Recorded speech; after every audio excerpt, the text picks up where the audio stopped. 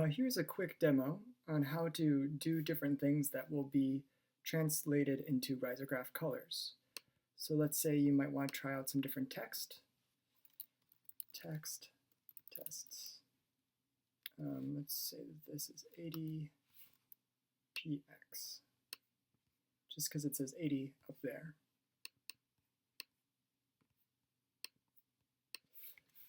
You can try different things that you think might be useful for you. Maybe you might want an image to use. So everything that we're going to use in here will actually need to be black. So I'm going to use color range to select the white glowing parts. And I don't want any background. And now that that's selected, I'm just going to make a new layer. And I'll turn off the other images. And I'll actually just paint this as black. But it can be anywhere between gray and black. I'll use the paint bucket. And now that it will appear.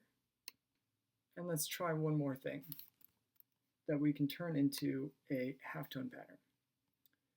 So I'll make a gradient using white and off-white. Actually, middle gray should be fine. But I'll go into this and I'll make sure my white makes a big area and my gray is a little bit near the edge. Now I'm going to click, hold, and unclick once I've dragged that. But I only want to do the halftone pattern once it is in grayscale. I won't merge my layers right now. I'll rasterize whatever I need to. I'll discard color information. But when I go to filter and pixelate and color halftone, I'll keep this at 8. And you can see all the white that creates. Select color range, just the black part. Turn the fuzziness down to 0. I'm going to cut this out by doing Command X.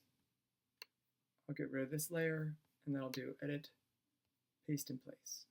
So it's just giving me solid black. Now I'm going to go back to my text just to see how hard is it to read when it's layered with other information.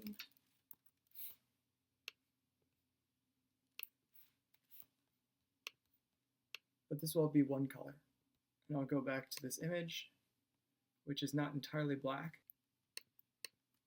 So I held Command when I clicked to select each one, merge layers, get rid of any layers I don't need, but I'll add white just to see it. Now I'm going to make a new color layer on top of this by clicking on Create New Fill or Adjustment Layer. I'm going to want a solid color. Let's say that we want red. Red is going to look gray because I'm still in the grayscale mode. So I undid, going back to mode, RGB color, don't merge. Going to go back to solid color again, making this red. And now I've got a red color that I can double click and change to whatever I might want. Let's say maybe it's going to be the kind of blue that gets printed out from the Risograph machine. I don't need this actual mask on it, so I'll get rid of it. So I just have my color. Now if I hold Alt, you'll see my cursor has changed. And if I go between this color fill and layer 2, this is now going to be my layer that is entirely going to either print out blue, unless I'm working with fluorescent pink, then it might look something like that. Unless I'm using red, then it might look something like that. But either way, you can keep changing your color. And the nice thing is, when you do decide to print it, your black and white version is what this layer looks like. So that is it, a demo on how to deal with the colors in Photoshop layers.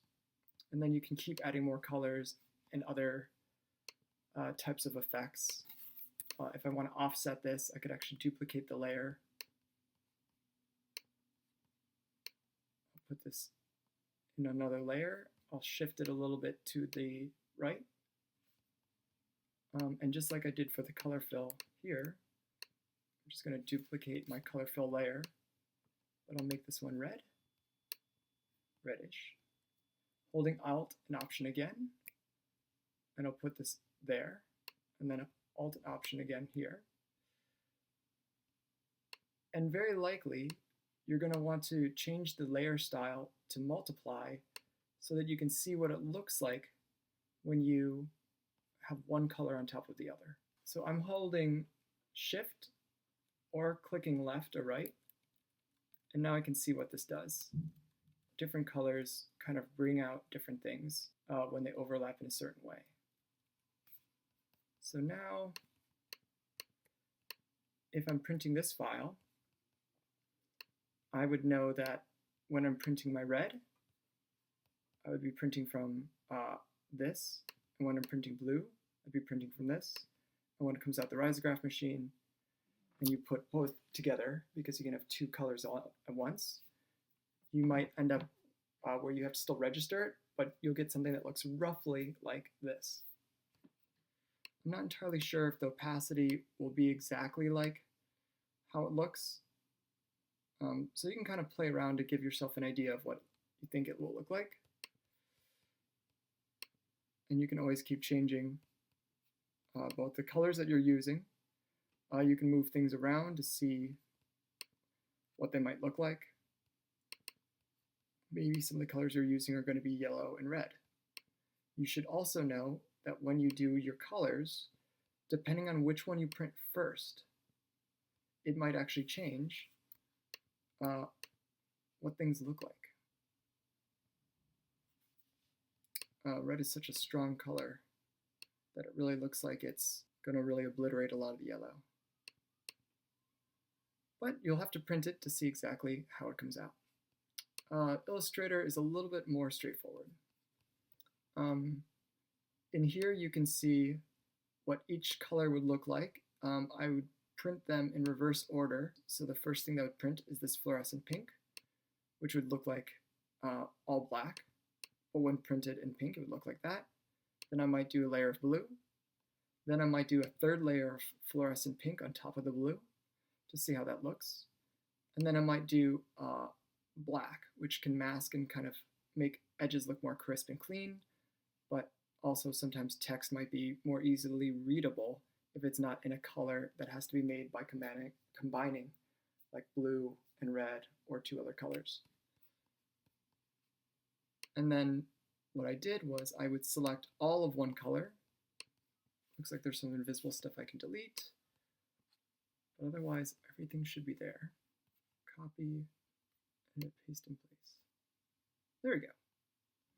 And now I can change this one to go click the most saturated version of your color, select same fill color, and then you can change this to black.